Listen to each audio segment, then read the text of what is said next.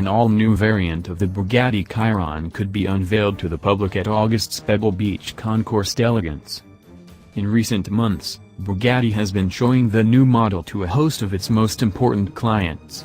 In May, one attendee of a private event in Los Angeles said the vehicle looks drastically different to the Chiron we're familiar with and that it has a somewhat controversial design.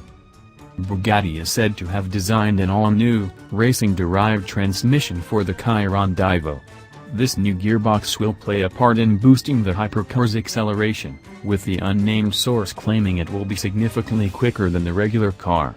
If that's the case, it'll need to sprint to 62 miles per hour, 100 kilometers per hour, in under 2.5 seconds and reach 124 miles per hour, 200 kilometers per hour, in less than 6.5 seconds.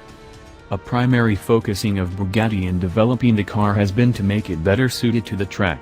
As a result, downforce has allegedly been increased dramatically, so much so that the car's top speed will sit at just 239 miles per hour, 385 kilometers per hour, well down on the electronically limited 261 miles per hour, 420 kilometers per hour, of the standard car.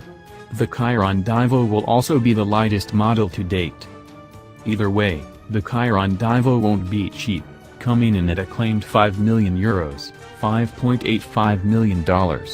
That makes the car twice as expensive as the €2.65 million, $3.1 million, Chiron Sport.